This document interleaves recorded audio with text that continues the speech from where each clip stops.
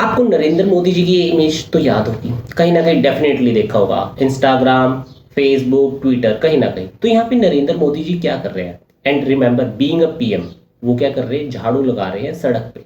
तो क्या मैसेज देने की कोशिश है कि भाई आप अपने आसपास सफाई रखें, गंदगी ना फैलाएं, ओके, हाइजीन मेंटेन रखें। स्वच्छ भारत अभियान का नारा दिया उन्होंने, अलग अलग सेलिब्रिटीज को टैग किया ट्विटर पे कि भाई आप भी इस अभियान में जुड़े। ओके, तो ये सारी चीजें क्या है? ये है परसुएशन। लोगों को कन्विंस किया जा रहा है प्लीज ओपन में डेफिकेट ना करें, आपके घर पे टॉयलेट बनवाए जाएंगे, उनको यूज करें। ओके, तो अगर मैं सिंपल भाषा में कहूं, परसुएशन क्या है? किसी को कन्विंस करना। चलिए अब बात करते हैं डेफिनेशन की। It refer to a process of changing the attitude and behaviour of the target member group in a desired direction, और you can say changing the heart and mind of the target member group. कैसे? अभी just मैंने आपको example दिया मोदी जी का। मोदी जी क्या करने की कोशिश कर रहे हैं? हमारा एटीट्यूड चेंज करने की कोशिश कर रहे हैं, हमारा बिहेवियर चेंज करने की कोशिश कर रहे हैं गंदगी की तरफ। ओके, कि भाई गंदगी ना फैलाओ, ऊपर में डेफिकेट ना करो, इसमें आपका ही नुकसान है और पूरे देश का भी नुकसान है। Okay, it is a deliberate attempt to change the attitude. ठीक है, इसके अलावा इसको चेंज किया कैसे जाएगा? Through information, through argument. Okay, आपने देखा होगा लॉजिक दिए जाते हैं, अलग अलग चीजें बताई जाती हैं जिससे हम कन्विंस होते हैं कि हम ऐसा ना करें। Okay, next, persuasion happens internally. अब इस चीज को समझो, ये कोई गारंटी नहीं है कि नरेंद्र मोदी जी ने बोल दिया और आपने ये सब करना छोड़ दिया। आपने ये भी न्यूज़ में सुना होगा कि जिन विलेजेस को ओपन डेफिकेशन फ्री कर दिया है, डिक्लेयर कर दिया है, वहां पे अभी भी ओपन डेफिकेशन हो रहा है। ओके, आपने ये भी देखा होगा कुछ लोग नरेंद्र मोदी जी की गुड बुक्स में आने के लिए क्या कर रहे हैं? सिर्फ दिखाने के लिए सफाई कर रहे हैं। ठीक है, फोटो खींची, वीडियो बनाई और अपलोड कर दी, पर एक्चुअल में ऐसा है ही नहीं।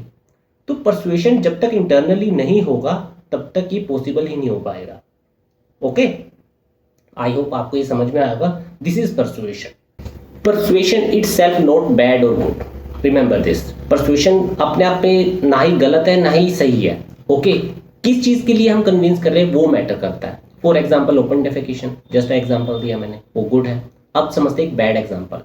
वर्ल्ड वॉर 2 के टाइम, ठीक है, नाजी ने क्या किया था, हिटलर ने क्या किया भाई, स्पेशल एक मिनिस्ट्री बनाई। ओके, स्पेशल एक मिनिस्टर बनाया, जिस किसके लिए? ताकि वो अपना प्रोपागेंडा फैला सके जूस के अगेंस्ट। ओके, छोटे छोटे बच्चों के लिए मैगजीन, न्यूज़पेपर में आर्टिकल, और उस न्यूज़पेपर को खुद रीड करता था, गो थ्रू करता था हिटलर। ओके, किस लिए?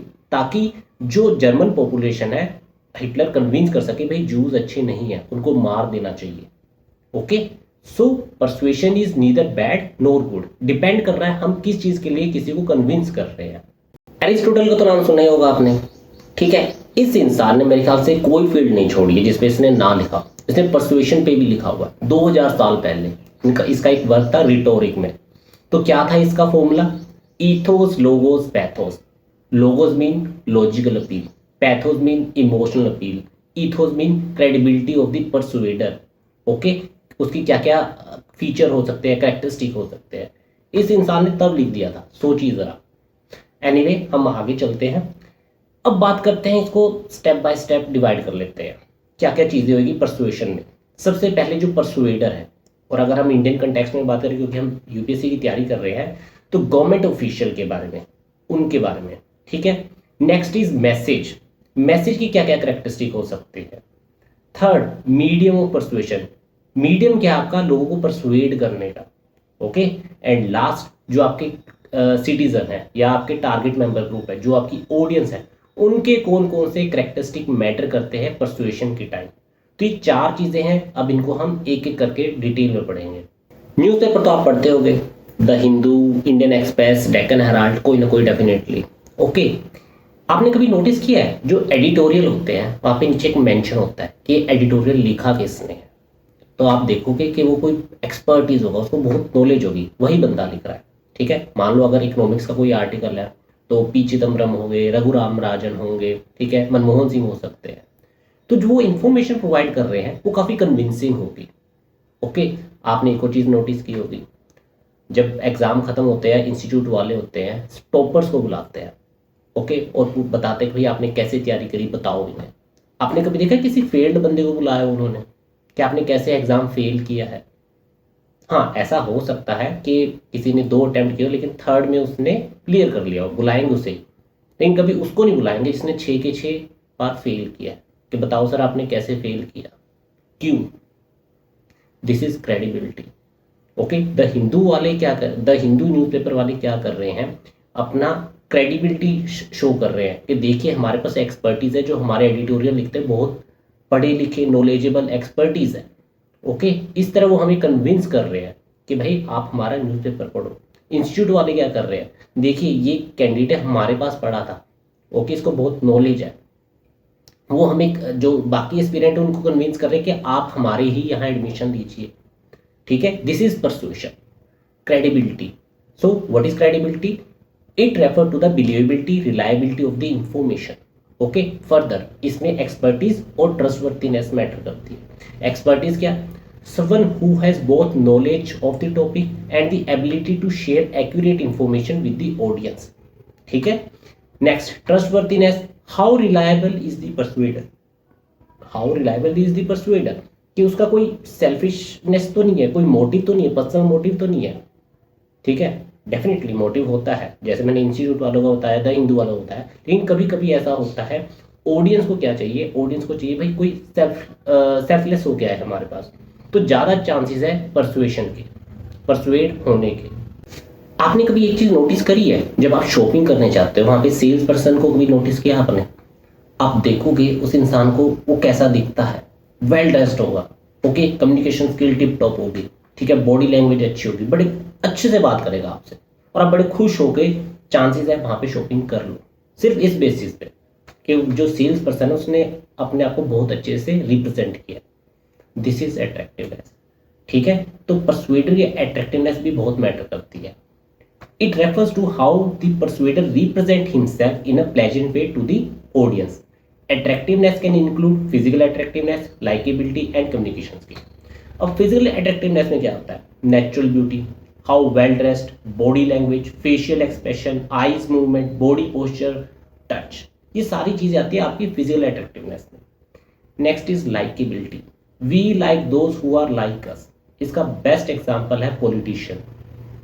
पॉलिटिशियन हमें सिर्फ इस बेसिस पे कन्विंस कर देते हैं प्लीज़ हमें वोट दो क्योंकि हम आपकी कास्ट के हैं, हम आपके रिलीजन के हैं, और हम वोट करते भी हैं, ये सच है। Okay, this is likeability. Next is communication skill, using simple language, listening effectively, presenting your idea appropriately, ये सारी चीज़ें आती है आपकी कम्युनिकेशन स्किल में। अब मैं आपको एक सिंपल सा फैक्ट बताता हूँ, जो 7% कम्युनिकेशन है ना, वो सिर्फ हमारे स्पोकन वर्ड के थ्रू होता है। रेस्ट होता है 93% सिर्फ हमारी जो वॉइस की टोन है, ठीक है, बॉडी लैंग्वेज है, 93% वो मैटर करता है, 7% सिर्फ वर्ड्स मैटर करते हैं। मैंने स्लाइड की स्टार्टिंग में आपको एक नरेंद्र मोदी जी की इमेज दिखाई थी, वो खुद साफ सफाई कर रहे हैं। इसका लिंक है पावर के साथ। ठीक है, power can influence the audience thought and behaviour in multiple ways. ठीक है, मान लीजिए, चलिए नरेंद्र मोदी आप पर्सनली आपसे नहीं मिल रहे हैं, किसी डिस्ट्रिक्ट का डीएम जगह अपने पूरे डिस्ट्रिक्ट में घूम रहा है, लोगों को कन्विंस कर रहा है ओपन डेफिकेशन के लिए, साफ सफाई के लिए, भाई ग्रीवेंसी सुन रहा है, ठीक है, कूड़ादान नहीं है मैं लगवाऊंगा प्लीज, लेकिन आप कूड़ेदान में ही डालिए, तो वो ज़्यादा इफेक्टिव होगा या एक क्लैरिकल लेवल पे कोई गवर्नमेंट का एम्प्लॉय है वो आके लोगों से बात कर रहा है? क्यों? डीएम के पास एक अथॉरिटी है, उसकी पावर ज़्यादा है। ठीक है, ऐसे ही है जो हमारे पीएम नरेंद्र मोदी, उनकी हाईएस्ट लेवल पे है वो, खुद सोचिए तो कितना बड़ा इन्फ्लुएंस कर रहे हैं लोगों पे। ठीक है, एटीट्यूड चेंज करने की कोशिश कर रहे हैं। It also depend on the circumstances and how powerful is the persuader, जो मैंने जस्ट अभी आपको बताया। Next, another important point is power doesn't always help in persuasion, rather it can decrease persuasion. ये कैसे? इसका मैं एग्जांपल देता हूँ ईरान का। ईरान में गवर्नमेंट कन्विंस कर रही है वुमेन को प्लीज हिजाब पहनिए, लेकिन वो क्या कर रहा है? बैकफायर कर रहा है। क्यों? क्योंकि वहां पे वो फोर्स यूज कर रहे हैं, और जब फोर्स यूज होती है तो वो बैकफायर कर जाती है। ठीक है, सेम है इंडिया में। कर्नाटक में लड़कियों को क्या बोला जा रहा है? आप हिजाब पहन के नहीं जाएंगे, आप एजुकेशन इंस्टीट्यूशन में नहीं आ सकते, स्कूल में कॉलेज में नहीं आ सकते, तो वहां भी बैकफायर कर रहा है। लड़कियां पढ़ने ही नहीं आ रही हैं, ठीक है, रादर देन ड्रॉप कर रही हैं, तो ये चीज़ ऑपोजिट है। ठीक है, एनीवे ये खैर काफ़ी कंटेस्टेड वो है टॉपिक, इस पर मैं नहीं जाना चाहूँगा, लेकिन मैं जस्ट बताना चाह रहा हूँ कि परसुएशन, पावर कभी कभी परसुएशन डिक्रीज कर देती है। Okay, that's all for today. हमने परसुएडर का कैरेक्टरिस्टिक कर लिया। नेक्स्ट लेक्चर में हम कैरेक्टरिस्टिक पढ़ेंगे मैसेज के, मीडियम के एंड ऑडियंस के। ओके, इन केस कोई डाउट हो आप मुझसे कमेंट सेक्शन में पूछिए। और मेरे नोट्स अवेलेबल हैं RS एथिक्स चैनल टेलीग्राम पे, फ्री में आप जब मर्जी डाउनलोड कर सकते हैं। Okay, so thank you.